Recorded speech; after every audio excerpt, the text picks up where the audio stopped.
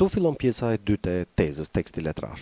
Dhe përfat është një poezi, Rënia e Borë, se ka dares.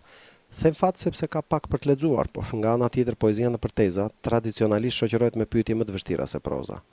Gjithsesi, e lexojmë fillimisht me kujdes dhe pastaj fillojmë të shohim 6 pyetjet e para me alternativa.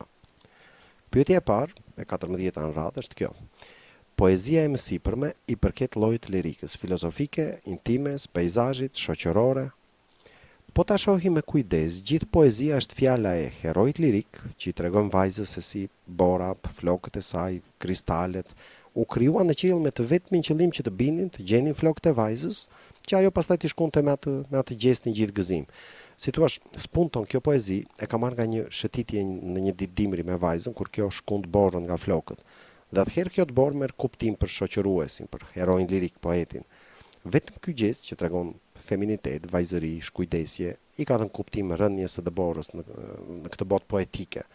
Pra, siç e shihni, shpjegimi është i gabuar shkencërisht, krejtësisht personal. Prandaj dhe lirika është personale, intime. Alternativën filozofike dhe shoqërore përjashtojmë.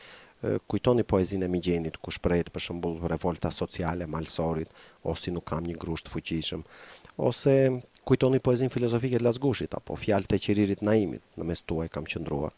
Nuk ka asnjë lidhje me përcjellje mesazhi social filozofik. Alternativa e tretë, lirik peizazhi, duhet merret në konsiderat sepse poezia ka fund të krye në sfond të saj peizazhin, natyrën. Por siç e shtjelluam parë, qëllimi i kësaj poezie nuk është të përshkruajë peizazhin, por të tregoj kënaqësinë intime të herojit kur mendon në mënyrë shkencërisht të gabuar se gjithë natyra ka vepruar që vajza të bëjë atë veprim të bukur femëror. Pyetja tjetër e 15. Në poezi përdoret shpesh rendi përmbysur i gjymtyrëve. Nuk e pas kemi vënë, duhet parë. Ky përdorim bën që të përftohet figura e inversionit, metaforës, shkallëzimit e numeracionit. Kjo s'pas ka lidhje fare me poezinë.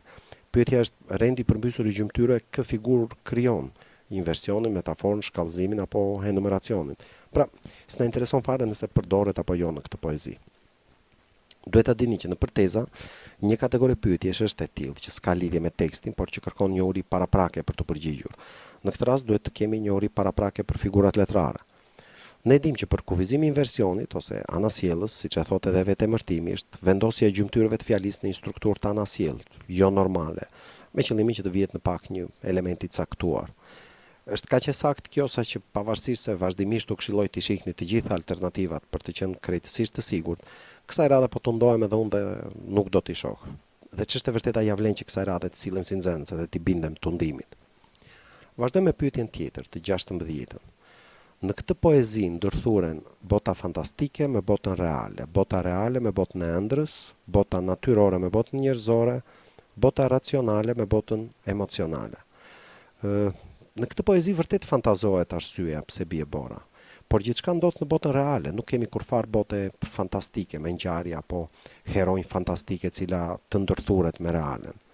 Gjithashtu nuk shohim gjykundin ndonjë botë ëndrash e cila të ndërthuret me realen. Sa i përket alternativës së tretë, bota natyrore me atë njerëzore, vërtet që natyra punon e bashkëpunon me njeriu që të arrihet e të përftohet si rezultat ai gjesti shkujdesur femëror. Pra, bashkëpunimi, ndërthurja midis dy botëve duket fare qartë, prandaj edhe kjo është alternativa e saktë. Puna është që alternativa e fundit më duket e saktë gjithashtu. Në këtë poezi ndërthuren bota racionale me botën emocionale. Bota emocionale, thënë ndryshe, është bota emocioneve, mënyra emocionale se si e përjetojnë botën. Gjithë poezia në thelb të saj ka emocionin ose përjetimin emocional të gjestit të vajzës. Është pikërisht ky emocion që e bën poetin ta shohë krijimin e Borës në mënyrë jo shkencore, irracionale, pra sikur krijohet enkas për të rënë në flokët e vajzës, gjë që s'është e vërtetë sepse Bora krijohet e bie për të tjera shkaqe. Dhe bukuria e veçanta e kësaj poezie qëndron pikërisht këtu, në këtë përftim të gabuar, jo logjik, jo racional. Pra, thelbi i bukurisë apo i të veçantës të kësaj poezie qëndron në fakt në ndërthurjen e botës emocionale, e dukshme këtu, me botën racionale, me logjikën, e padukshme këtu, e nënkuptuar. Skema e përgjigjeve jep në fakt si të saktë alternativën C, po për mua të dy alternativat C dhe D janë të sakta. I vetmi argument për të rrethuar alternativën C ose dhe jo D është që bota natyrore dhe njerëzore janë të dyja të dukshme në këtë poezi, ndërsa bota racionale është e nënkuptuar, ndërkohë që irracionale është e dukshme. Por duke qenë se poezia si tekst më tepër është nën kuptim se sa kuptim, nuk më duket argument bindës. Gjithsesi, për mendimin tim është një nga rastet e ralla kur pyetja është gabim që në tezë, kështu që fati mund të na ndihmojë që ta marrim atë pikë, të gjejmë alternativën e saktë. Kalojmë në pyetjen 17.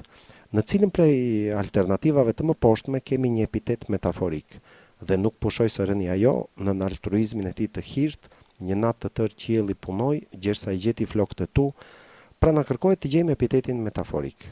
Paraprakisht duhet të dimë ç'është epiteti metaforik. Epiteti shprehet zakonisht me mbiemër dhe kur ky ka kuptim të figurshëm quhet epitet metaforik. Këtu hartuesit e tezës na kanë ndihmuar sepse asnjë nga alternativat nuk përmban jo epitet metaforik, por as epitet të thjesht, përveç njërës. Altruizmi hirt, që është një epitet dhe epitet metaforik. Altruizmi mund të jetë i madh, por jo i hirt. Pyetja tjetër, 18. Në këtë poezi qielli shfaqet mizor, indiferent, i zhurmshëm, ndihmues. Nëse i kthejmë poezisë në 2 strofat e para, shohim që qielli ka punuar gjithë natën, ka projektuar çdo kristal me qëllimin e vetëm që të hedh borën mbi flokët e vajzës, që ajo pastaj në strofën e tretë ta shkund me atë gjestin vajzëror.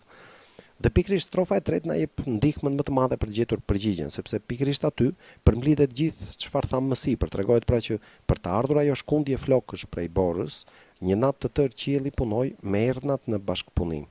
Pra qielli bashkëpunon për të realizuar ai gjest femëror. Pra qielli ndihmon që të ndodhë ai gjest në sytë e mrekulluar të poetit. Nga ana tjetër, strofa e 4 na ndihmon për të përjashtuar alternativën e parë, sepse qielli përcaktohet si altruist, domethënë që mendon për të tjerët, që u bën mirë të tjerëve, madje duke sakrifikuar dhe veten. Kuptim krejtësisht i kundërt me mizor, domethënë i egër, i pamëshirshëm, i pashpirt që kënaqet kur i bën të tjerët të vuajnë. Sa u përket 2 alternativave të tjera, indiferent dhe i zhurmshëm, kjo e fundit përjashtohet lehtësisht sepse nuk shohim në asnjë strofë të poezisë qiellin e zhurmshëm. Madje në strofën e fundit ai shfaqet i zbehtë, i ftohtë, pra i qetë, jo i zhurmshëm. Por është pikërisht kjo strofë e 4-ta, në të cilën qielli shfaqet i ftohtë, në një farë mënyre i largët, që mund të na tundojë për ta marrë në konsiderat alternativën B, indiferent. Por një qiell që, siç e analizuam pak më parë, punon gjithë natën për të realizuar gjestin femëror, vetëm indiferent nuk mund të quhet. Pyetja e fundit me alternativa është e 19-ta. Kjo është një poezi lirike sepse ka në sfond një natyrë dimri, përshkruan një ngjarje serioze, shpreh emocionet e poetit, vargjet e saj rimojnë. Pra na kërkohet të gjejmë arsyen pse kjo poezi mund të quhet lirike. Nëse kujtojmë ç'është poezia lirike, është e thjeshtë për gjetur pastaj përgjigjen e duhur, pra pse është lirik kjo poezi.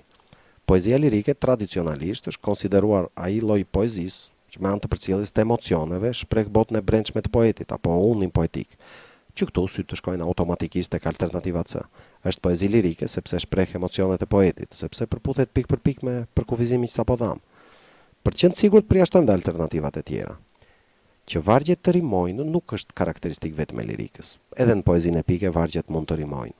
Qysh su shem ka kulla me nazan, qysh su kthye ka shpia në një moran me të pështu e erzin mori e zeza nan. Gjithashtu natyrë në sfond, natyrë dimri, natyrë pranvere, nuk është shenjë që ta përcaktoj këtë si poezi lirike.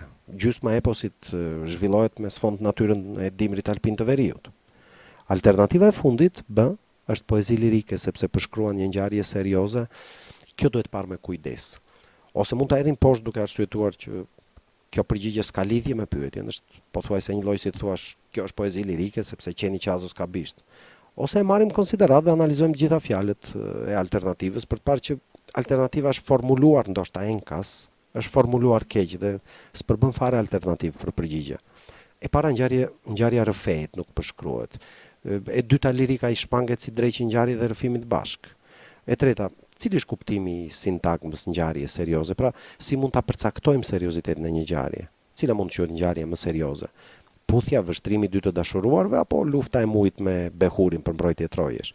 Serioziteti këtu nuk kuptohet si diçka e kundërt me intimitetin për shembull, me fantazinë e poetit që kujton se bora ka rënë vetëm për vajzën. Sido që ta kthejmë duket që kjo alternativë përjashtohet si përgjigje.